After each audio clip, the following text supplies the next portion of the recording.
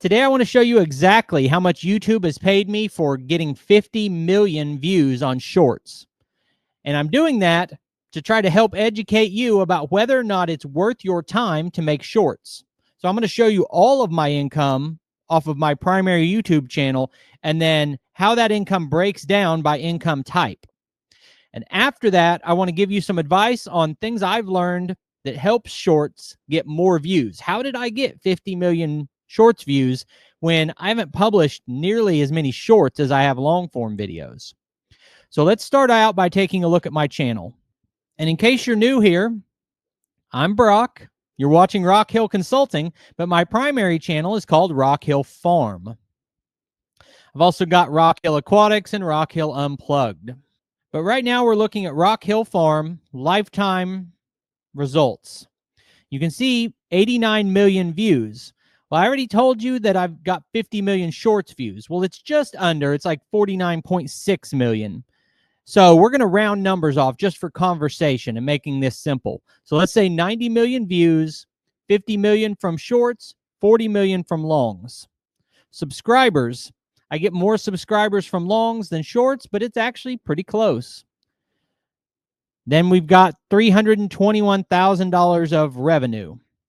Now, we already know that I got more views from shorts than longs. So if they paid equally, I would have made about $180,000 from shorts and $140,000 from longs. But we all know that isn't the answer.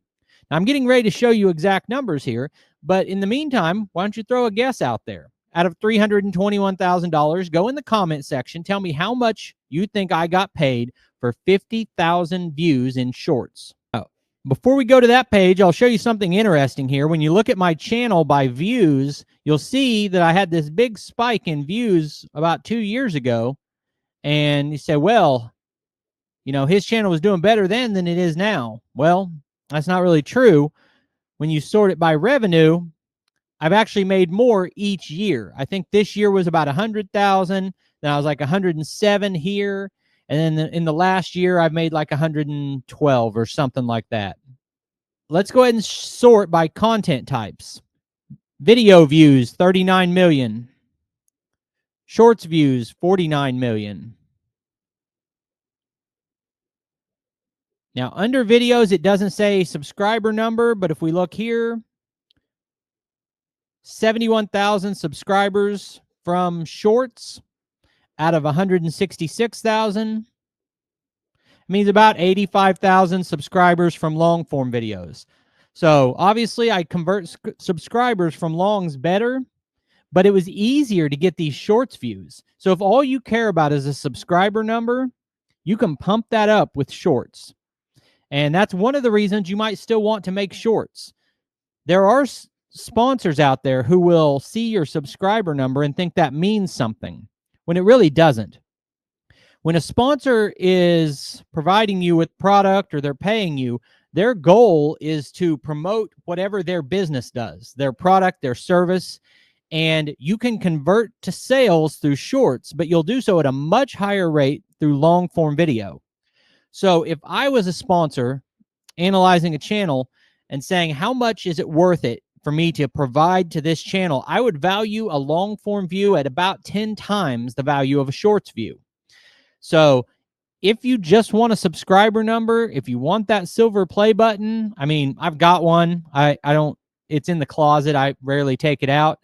But if you want that, shorts can be a good way to get it. But I'm here because I want to make money and I want to earn a living the way I have been. I've been full-time on YouTube for a few years now, and that's why I make videos. So I prioritize the things that pay the most money. So let's take a look at it. Hopefully you've got your guesses in by now. So we're still on lifetime. We're going to go to revenue, 321,000. We're going to sort that by affiliate program. This is when you put links to products that are used in the video. Well, most of my products have their own affiliate links, so I don't use this that much. I should probably do a better job. But I've sold $47,000 in products for $2,800. Not much. I do a lot better with Amazon links or links directly from the manufacturer. Supers and gifts. I've never once asked for super chats, but apparently people have paid me $241 for that. Didn't really know.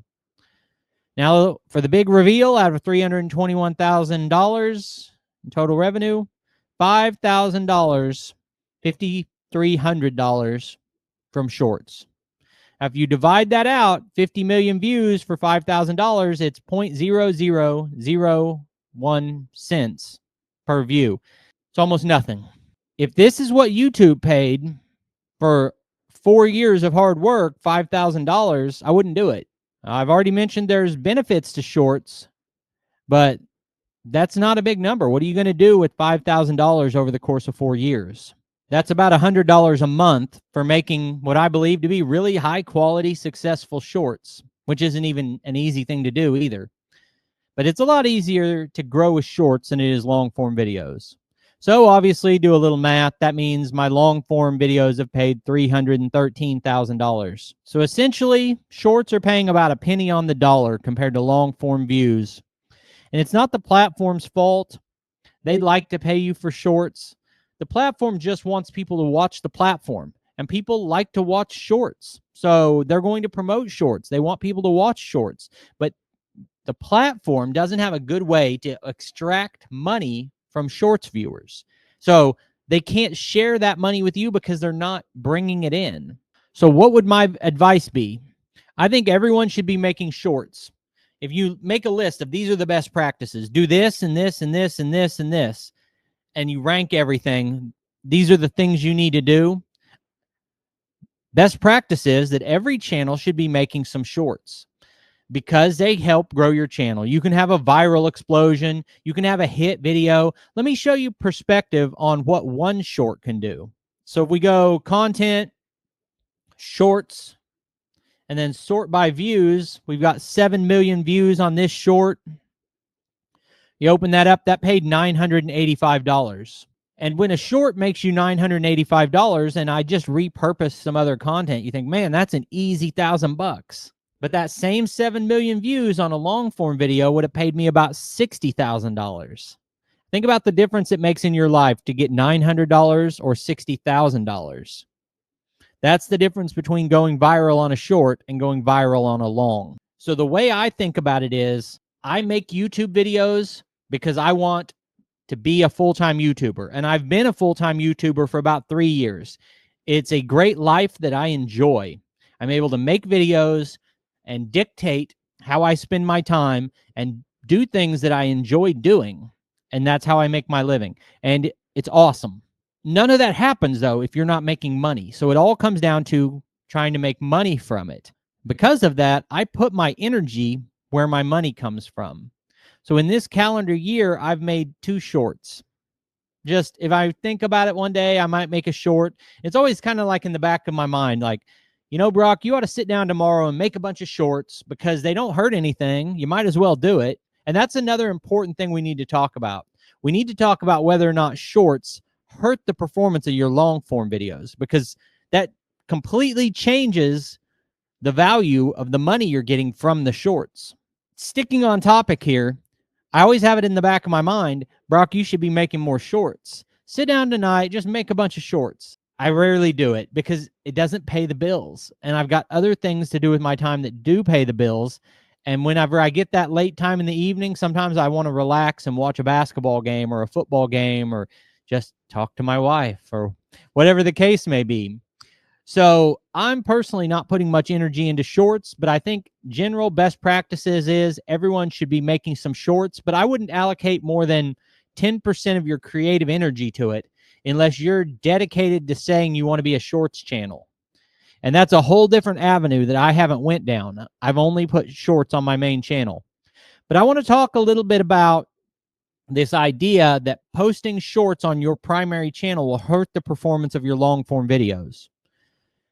A few years ago, my channel was starting to make me good money, and I started making shorts that were working, and I saw a drop in the performance of my long form views, and I started telling people, like, watch out, you'll hurt your channel making these shorts. And then I spent 3 years of making shorts and not making shorts and back and forth and really watching and knowing other people who are doing the same thing. And my conclusion is that the algorithm is smart enough to make a distinction between shorts viewers and long form viewers. And the two things primarily exist independent of each other. You can get a little bit of shorts viewers over to long form, but not much. It's negligible. But I also don't think it hurts you. So if you feel like making shorts, go ahead and make them.